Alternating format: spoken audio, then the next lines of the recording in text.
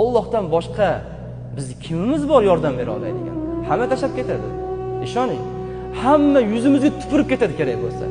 Bizdan faqatgina hammamizdan bir-birimizdan foydalanib yashaydi insonlar. Atrofga qarang. Bir dona aytganini qilmay ko'ring. Tamom qilib tashlaysiz siz hayotdan. Lekin Alloh unaqa emasdi. Minglagan Allohning aytganini qilmang, bitta aytganini qilib qo'ying, Alloh shundoq kechirib yuboradigan zotda. Odamlarni minglagan aytganini qiling, bitta aytganini qilmang, "Ey, hisob berib qo'ydik-ku" deb qo'yadigan odamlar-da. Ozgina bir-birida nom berib turib, o'zim katta qilib qo'yganman-da bularni deydigan odamlar-da. Lekin Alloh unaqa emasdi.